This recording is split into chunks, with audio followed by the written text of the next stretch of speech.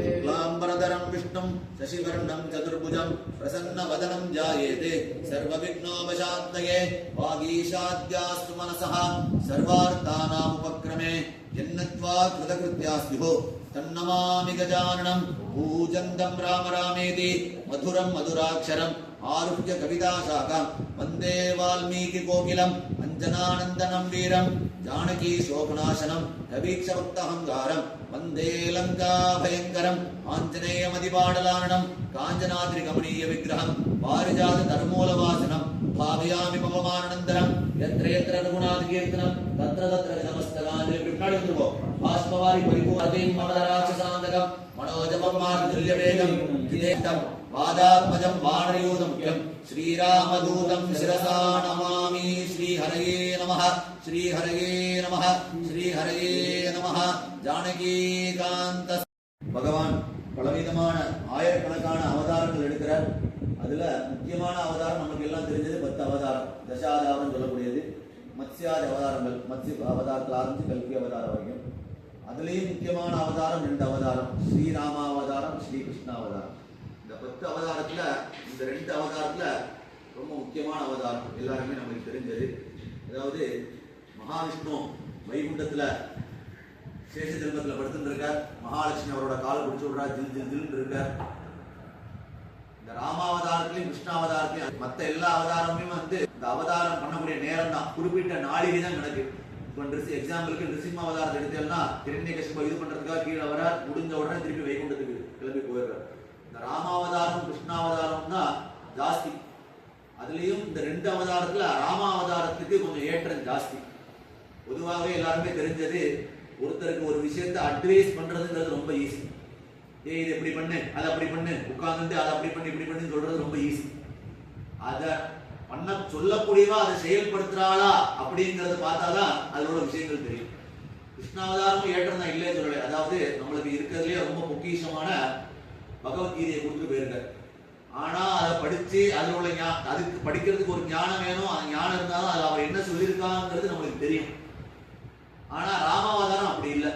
ஒரு மனுஷனாக பூமியில ஒருத்தர் அவதாரம் பண்ணியாச்சு கொண்டானாக்கா, தன்னோட தாயார் தகவனார்கிட்ட எப்படி பழகணும், அண்ணா தம்பிகள் சகோதர வாழ்க்கை எப்படி பழகணும், ஃப்ரெண்ட்ஸு கிட்ட எப்படி பழகணும், நாட்டு பிரஜைகள்கிட்ட எப்படி பழகணும், தன்னுடைய குழந்தைகள்கிட்ட எப்படி பழகணும் அப்படின்னு சொல்லிட்டு ஒவ்வொன்றையும் அணுவா அவர் நம்மளுக்கு சொல்லி காட்டியிருக்கார். அதாவது பாரத தேசத்தோட பெருமையே என்ன அப்படின்னா இந்த 2 தான். அதாவது 2 விதம் உண்டு. ஒன்று புராணங்கள், இன்னொன்று இதிகாசங்கள். இதிகாசத்துக்கும் புராணத்துக்கும் முதல்ல நம்ம வித்தியாசம் தெரிஞ்சுக்கணும். இதிகாசம் சொல்லியாச்சுன்னா அந்த கதாபாத்திரங்கள்லாம் ஜீவிச்சுட்டு இருக்கும் போதே கவியாகப்பட்டவர் அதை எழுதிடுவார். இப்போ எக்ஸாம்பிளுக்கு ராமாயணத்துல அந்த கதாபாத்திரங்கள் எல்லாரும் இருக்கும் போதே வால்மீகி மகரிஷி எழுதிட்டார் ராமாயணத்தை. அதனாலதான் இதிகாசம். இதிகாசம் 2 இதிகாசம் தான். ஒன்று ராமாயணம், இன்னொன்று மகாபாரதம். மற்ற எல்லாமே புராணங்கள் தான். புராணங்கள் தான் என்னது, நடந்து முடிஞ்ச கதையை அதுக்கப்புறம் கவி எழுதுறது தான் புராணங்கள். அது நிறைய புராணங்கள் இருக்கு. கணபதி புராணம், பவிஷ்யத் புராணம், கருட புராணம், நிறைய புராணங்கள் இருக்கு. ஆனா இந்த இதிகாசத்துக்கு ஏற்றம் ஜாஸ்தி இந்தியா. அதனாலதான் பாரத தேசத்துல இந்த 2 தான். இப்போ நம்ம எக்ஸாம்பிளுக்கு கோர்ட்ல எடுத்துட்டா கூட முன்னாடிலாம் சத்திய பிரமாணம் வாங்கும் போது ராமாயண புஸ்தகத்திலயோ மகாபாரத புஸ்தகத்திலயோ தான் சத்திய பிரமாணம் வாங்குவோம். ஏன்னா அது 2க்கும் அவ்வளவு ஏற்றங்கள் ஜாஸ்தி. இப்போ இதே மாதிரி விசேஷங்கள்ல நம்ம ஏன் ராமாயணம் வாசிக்கிறோம்? அதுவும் பாண்டி பக்கம். பாண்டினா நான் சொல்றது பாண்டிச்சேரியில திருநெல்வேலி தாண்டி அந்த பக்கம் போயாச்சுன்னா எல்லாருமே வாத்தியார் 10ஆம் அன்னைக்கு சாயங்காலம் வாத்தியார் ஸ்லோகம் வாசிக்கிறதுன்னு சொல்லிட்டு ஒரு சம்பிரதாயம் மெட்ராஸ் எல்லாம் வச்சுட்டு இருப்பா, பார்த்துருப்பேன். அதுக்கு பேர் சரம ஸ்லோகம் பேர். வாத்தியார் சமஸ்கிருதத்துல எழுதி கொண்டு வருவார். அன்னைக்கு சாயங்காலமே ஸ்லோகம்லாம் வாசிச்சு பக்ஷணங்கள்லாம் இதுல நம்ம வச்சு பண்றோமே, அன்னைக்கு சாயங்காலமே அதெல்லாம் பண்ணிடுவோம். ஸ்லோகத்துல என்ன எழுதிருப்பா, இந்த ஜீவன் யாருக்கு பிறந்தது, எப்படி வாழ்ந்தது, யாருக்கு வாக்கப்பட்டது, யாருக்கு எத்தனை குழந்தைகள், அந்த ஜீவனை பத்தி, காலமான ஜீவனை பத்தி புகழ்ந்து எழுதுறது. அதனாலதான் அதுக்கு பேர் சரம ஸ்லோகம் பேர். நம்ம இந்த பக்கங்கள்ல கேரள சம்பிரதாயத்துல ராமாயணம் வாசிக்கிறதுன்னு ஒரு சம்பிரதாயம். அதுவும் நம்ம சுபஸ்வீகார தண்ணி தான் வச்சுட்டு இருக்கோம். சுபஸ்வீகாரம் கிரேக்கியம் இதெல்லாம் ஒண்ணுதான். கிரக யஜ்யம்ங்கிறதா கிரேக்கியமா மருவிருக்கு. கேரள சம்பிரதாயத்துல நம்ம இதை வச்சுட்டு இருக்கோம். அதுவும் நம்ம சுபஸ்வீகாரம் கிரேக்கத்துல பாத்தீங்கன்னா நம்மளுக்கு சாம்ப பரமேஸ்வரன் ருத்ரன் தான் நம்மளுக்கு மெயின். நம்ம பக்கம் இந்த கிரேக்கத்துக்கு ருத்ர ஜபம் பண்றதுதான் மெயின். அந்த பக்கங்கள்லாம் போயாச்சுன்னா இது எல்லாமே தேசாச்சாரங்கள் தான். அந்த பக்கங்கள்லாம் உதக சாந்தி சொல்லிட்டு ஒன்று நம்ம பூனல் சீமந்தத்துக்குலாம் பண்ணுவோமே, அந்த ஜபம் பண்ணி தான் அபிஷேகம் பண்ணுவோம். அதுவும் நம்ம சரீர சுத்திக்காக தான் பண்றது. நம்ம பக்கங்கள் ஹோமங்கள்ல அந்த காலத்துல உள்ளவ வந்து ருத்ர ஜபம் பண்ணி அபிஷேகம் பண்ணிக்கலாம் அப்படின்னு சொல்லிட்டு நவகிரக ஹோமங்கள்லாம் பண்ணணும் வச்சிருக்கோம். இப்போ ராமாயண கதை எல்லாருக்குமே தெரிஞ்சது. ராமர் இப்படி பிறந்தார், இப்படி காட்டுக்கு எப்படி போனார், வனவாசம் இருந்தார், சீதையை தொலைச்சார். இந்த இதுல ராமாயணம் சொல்லியாதுன்னா ராமர் ராமாயண பாலகாண்டத்திலிருந்து ஆரம்பிச்சு யுத்த காண்டம் வரைக்கும் சொல்றதுங்கிறது இதோட தாற்பயம் கிடையாது. இந்த கர்மா எதுக்காக பண்றோம், ஏன் பண்றோம், இந்த கர்மாவோட சிக்னிபிகன்ஸ் என்ன அப்படிங்கிறதுக்காக அந்த ராமாயணத்தில் உள்ள முக்கியமான இதெல்லாம் சொல்லி சொல்றதுக்காக இந்த கதாசிரவணங்கிறது வச்சிருக்கா. இப்போ இந்த 13 நாள் கிருத்தியம், இந்த 13 நாள் கிருத்தியங்கிறது விசேஷம் கிடையாது.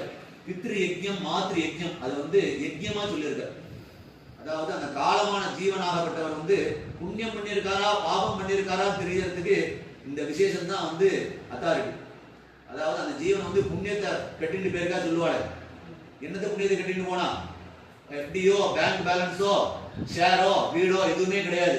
நம்ம வேண்டாம்னு சொன்னாலும் நம்ம கூட வரக்கூடியது 2 இடம் வரும். ஒண்ணு புண்ணியம், இன்னொரு பாவம். அது நீ வந்து பையனால வர முடியல, இதே மாதிரி நடக்கிறதுனா அதுக்கு எவ்வளோ புண்ணியங்கள் பண்ணியிருந்தாதான் தன்னோட சொந்த பையனால கிடைக்கும். அதுவும் தன்னோட சொந்த பொண்களும் ஆத்துல வந்து இருந்து எல்லாரும் சொந்த பந்தங்களோட அந்த விசேஷம் நடக்கிறதுனா அது இந்த ஜீவனை உண்மையிலேயே புண்ணியத்தை கட்டிட்டு போயிருக்க. சாதாரணமா அது கிடைக்காது. அதுவும் பார்த்தீங்கன்னா இந்த கிரேக்க தண்ணிக்கு நான் பெருமைக்காக சொல்லிக்கல, 4 பேர் தான் ஜபத்துக்கு உண்டு. 4 பேர் தான், எந்த ஊருக்கு போனாலும் 4 பேர் தான் ஜபம்.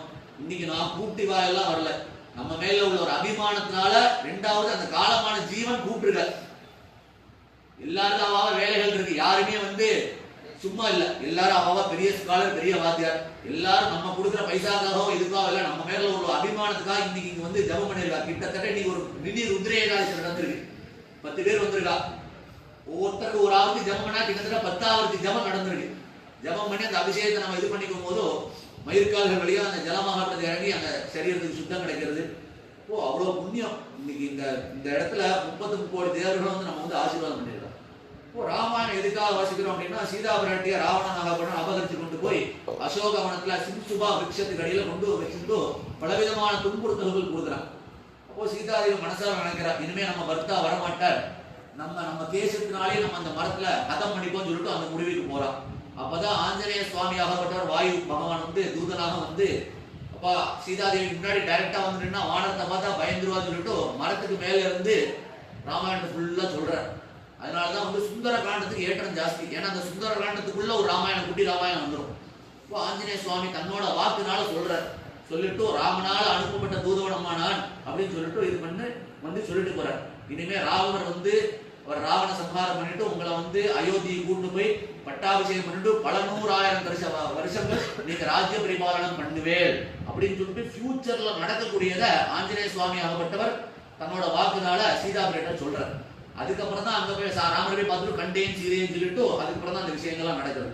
இப்போ எதுக்காக ராமாயணம் வாசிக்கிறோம்னா, நம்ம ஆத்துல மேற்கொண்டு ஃபியூச்சர்ல எந்த விதமான துக்க சம்பவங்களும் நடக்கக்கூடாது, மேற்கொண்டும் மங்கள நிகழ்ச்சிகள் ஆத்துல நடக்கணும், எல்லாரும் சௌக்கியமா இருக்கணும், குழந்தைகளாகட்டும் குட்டிகளாகட்டும் எல்லாரும் இன்னைக்குள்ள காலத்துல வியாதிகள் இல்லாம இருக்கணும். அதெல்லாம் இருக்கிறதுலே பெரிய சுத்தி என்னடான்னா, காசு பணம் யாரு வேணா எப்படி வேணா எங்க வேணா சம்பாதிக்கலாம், வியாதிகள் இல்லாம இருக்கணும். அதுதான் நம்ம பகவான்கிட்ட வேண்டணுமே தவிர மற்றபடி வேற எந்த இதுவுமே கிடையாது.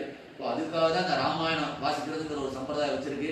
அண்ணாவும் சரி நீங்களும் சரி முன்னாடியிலேருந்து ஆரம்பிச்சு இவ்வளவு விசேஷங்கள் ஒவ்வொரு நாளும் ஒவ்வொரு டைம்ல நாங்க வருவோம் சொல்லுவோம். எந்த ஒரு இதுக்கும் முகம் சுழிக்காம நாங்க என்னெல்லாம் சொல்றோமோ அதெல்லாம் கேட்டுட்டோம். பலவிதமான சிரமங்கள் கொடுத்தாலும் அதெல்லாம் தாங்கிட்டோம். விசேஷம் நல்லபடியா இன்னைக்கு அப்பாவோட விசேஷம் பித்ரு யஜ்ஞம் நல்லபடியா முடிஞ்சிருக்கு. மேற்கொண்டு அவரோட ஆசீர்வாதத்துல எல்லாரும் சௌக்கியமா இருக்கணும். எல்லாத்துக்கும் மேல மகுடம் வச்சது மாதிரி இன்னைக்கு நேற்றுக்கு பார்த்துக்கு வரல, நானா இப்ப சமீப காலத்துல வந்துருக்கேன். எங்க அப்பா தான் இவருக்கு பூனையிலே போட்டு வச்சிருக்காரு. அது அவர் சொல்லிதான் தெரியும். எல்லாரோட ஒரு ஆசீர்வாதத்திலையும் பெரிய பெரிய மகான்கள் ஹரிவாத்தியார், ராஜன்வாத்தியார், கணபாடி, என்னோட கூட பிறந்த சகோதரன் கணபாடிகள் எல்லாரும் நிறைய வந்திருக்கா. கோதை கிராமத்திலையும் தானுவாத்தியார், சுந்தரவாத்தியார் எல்லாருமே வேதத்துல ஸ்காலர். ஒரு வேதம் இல்ல, ஒரு வேதம் படிக்கிறதுக்கு 12 வருஷ காலம் ஆகும். 3 வேதமும் பண்ணி வைக்கணும்னு சொன்னாக்கா அதுக்கு உண்டான ஒரு எக்ஸ்பீரியன்ஸ் இருந்தாதான் பண்ண முடியுமே தவிர எல்லாராலையும் நடத்திக்க முடியாது. அண்ணா கூட ஃபோன் பண்ணி கேட்டார், அண்ணா நீங்களாம் சாமவேதம் பண்ணி வேலை எல்லாரும் வெளியூர்லேருந்து ஆளுகளை கூப்பிட்டு வரணுமான்னு சொல்லிட்டு. இப்போ எங்க அப்பாவோட ஒரு ஆசீர்வாதத்துல நாங்க எல்லாரும் இது பண்ணிட்டு இருக்கோம். பெரியவாளோட ஆசீர்வாதத்துல விசேஷம் எங்களுக்கு தெரிஞ்ச மாதிரி நல்லபடியா நடத்தி வச்சிருக்கோம். மேற்கொண்டு அவரோட ஆசீர்வாதத்துல இந்த குடும்பம் மேல் வாழையடி வாழையா சௌக்கியமா இருக்கணும், சந்தோஷமா இருக்கணும்னு சொல்லிட்டு ராமச்சந்திரா பிரபு பிரார்த்தனை பண்ணிக்கிறேன். स्वस्ति प्रजाभ्य परिवारयन्तां न्यायेन मार्गेण मही मनीषाः गोब्राह्मणेभ्यः शुभमस्तु नित्यं लोकाः समस्ताः सुखिनो भवन्तु।